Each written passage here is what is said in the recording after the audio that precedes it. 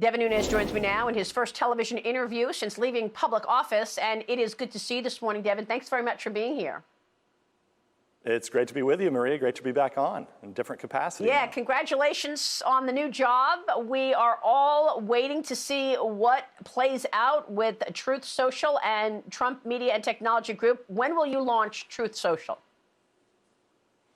Well, for sure, we'll launch it by the end of this quarter.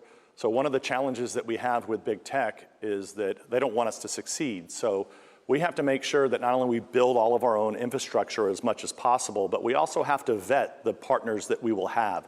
So for example, Rumble, which is a YouTube alternative, we're going to be partnering with them on certain aspects. They're one of the only big social media companies that have actually been able to get a fortified beachhead and survive against big tech. So we're looking for partners like that that will ensure, to the best of our ability, that once we do go live, we will have a safe place that big tech cannot cancel. So those are the types of things that we're working on right now, and we're excited because we're preparing to launch here in the next 60 days. So you're going to launch by the end of March. That means I know that you're going to be doing testing before then in February. That's right around the time that the primaries begin. What role will Truth Social have in the primary and the midterm elections? Well, I think what you're seeing now, Maria, from what happened over a year ago when the canceling just went full scale, where Americans, hundreds of thousands, if not millions of Americans, got booted from the social media companies. This is what really changed my opinion. I was one of the first guys to be shadow banned, the first guys to be impacted, several years ago by these social media companies.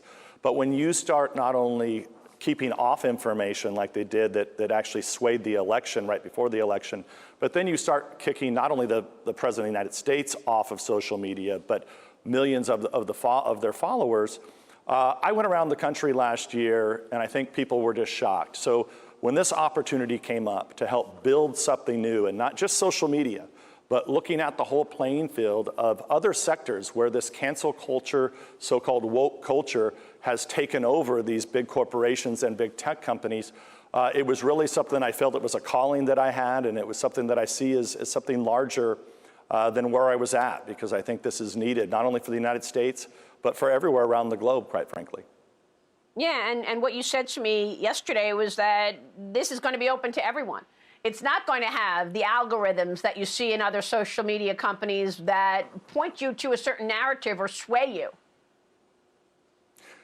Yeah, I would say this too, that we're not looking to be a conservative or Republican only.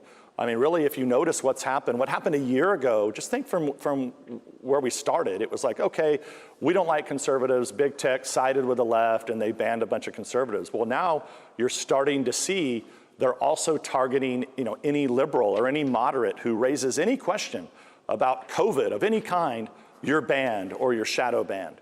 So these are the types of things that we want to create a safe place on the internet that's not only family friendly, that's going to follow all the laws on the books, but also a place where you're not stuck in some internet ghetto because of your political affiliation or your political ideas.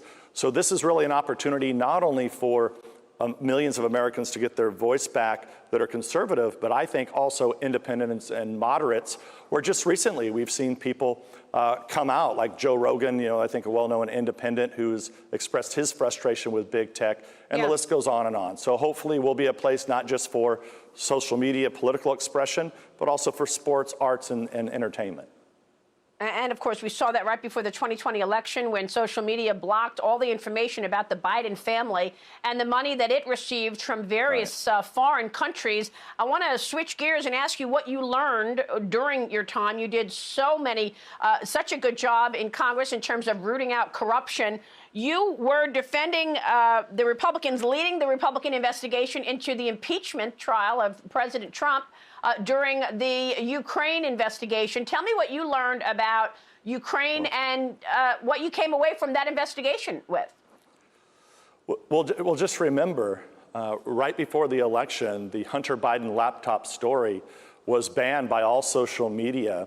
And not only that, you had high-level former military and intelligence and so-called foreign leaders in the United States of America who sided with big tech and made up a false story that this was somehow Russian disinformation. Now look, we all know that what the Russians have been doing for 75 years, it's no secret, they try to sow discord in our country. And they were very successful. Big tech did exactly what the Russians wanted them to do. All these so-called experts did exactly what the Russians wanted them to do. And now, fast forward, where are we today? Remember, the invasion of Ukraine started in 2014 under Obama and Biden. It was the Obama-Biden administration that wanted to give them blankets. And then it was this Hunter Biden laptop where the information existed.